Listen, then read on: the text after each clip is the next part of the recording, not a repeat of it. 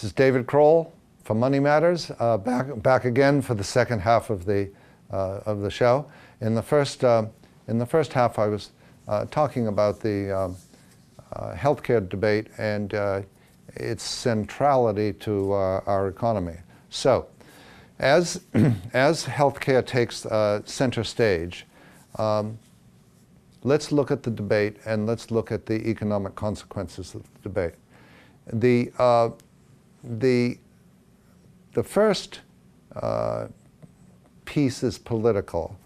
The Republican administration was elected on a platform of the repeal and replacement of the Affordable Care Act.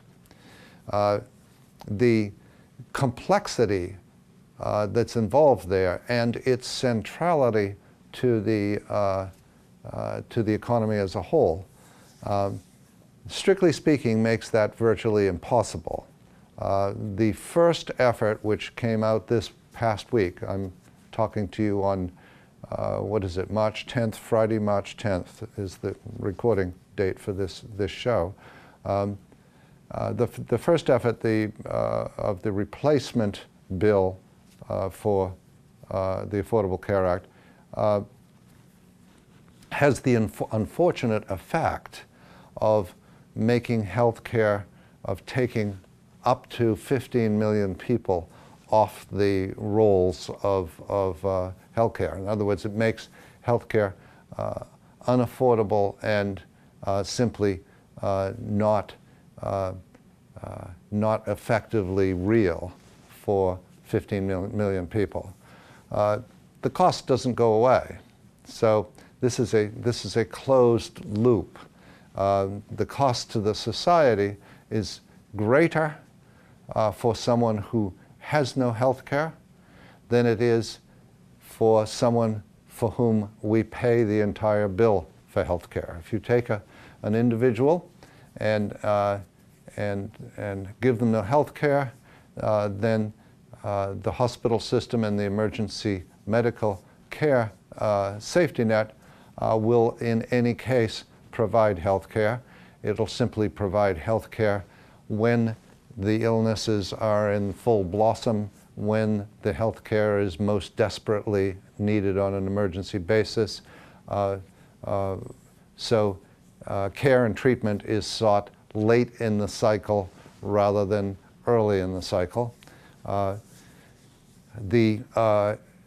The second economic component of a person without health care, first of all, huge burden to the existing medical system, which will end up treating that person anyway.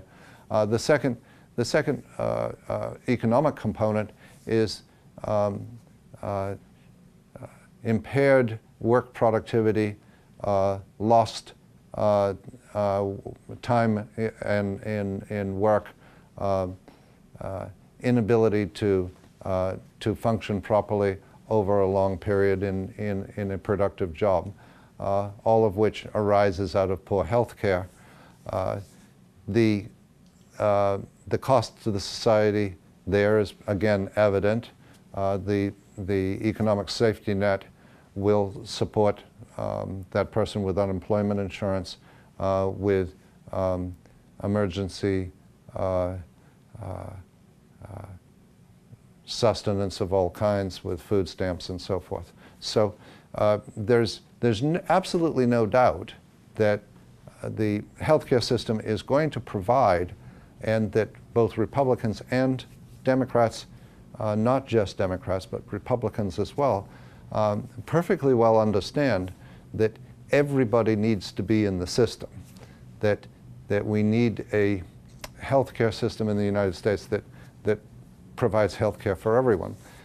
Because in simple, not in human and moral terms, of course in human and moral terms, but in economic terms, it's simply too costly not to have somebody in the system. It's outrageously expensive for someone to lead a unhealthy lifestyle, which leads them at the age of, with no health insurance, which ultimately leads them to a massive heart attack at the age of 60, thereupon spending 11 days in ICU at the local hospital, several months in a rehabilitation mode, and running up $1 million or $2 million worth of medical bills. The society is going to pay.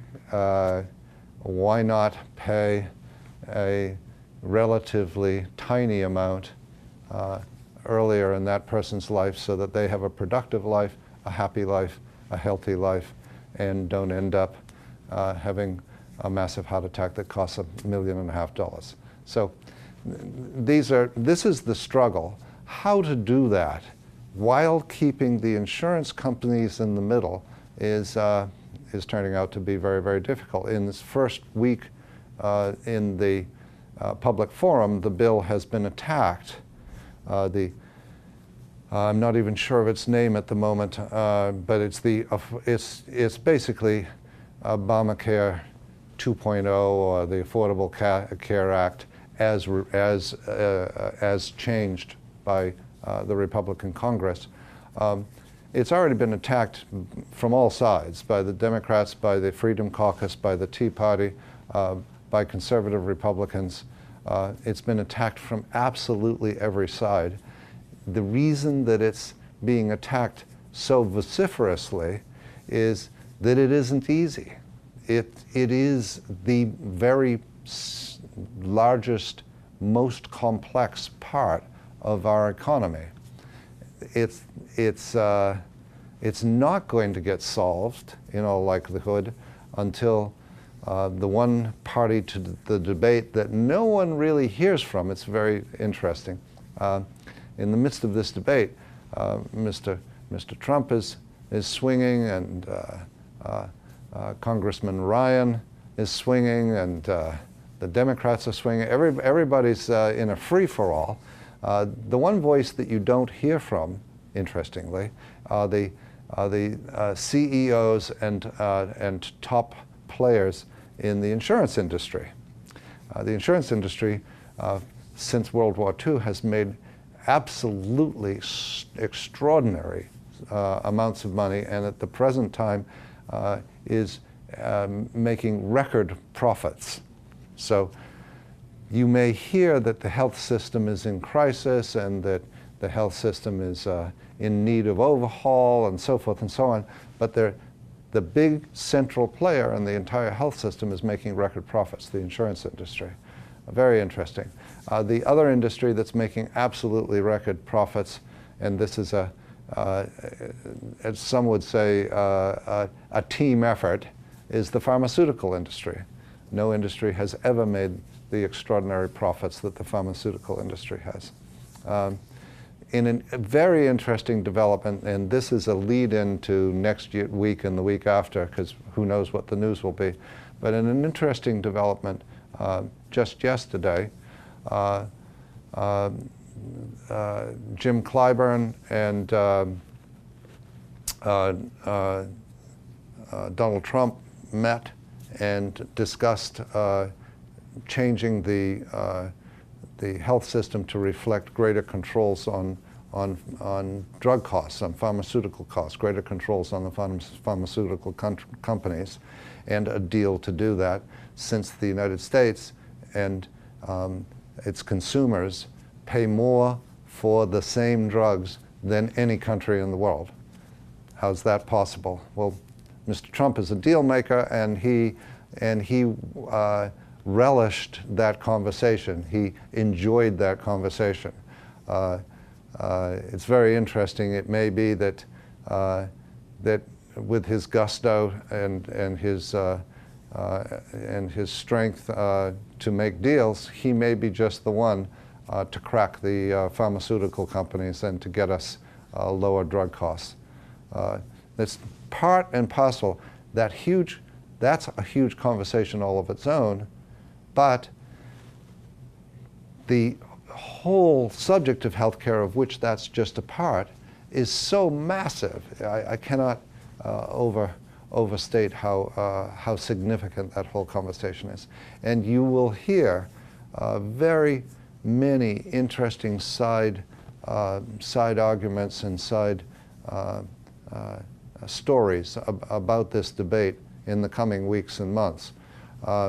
Try to separate out the politics and try to see it as the changing face of the economic landscape, and you'll do better understanding it. So that's it for now. This is David Crowell for Money Matters. I hope you've enjoyed the show, and we'll see you next week.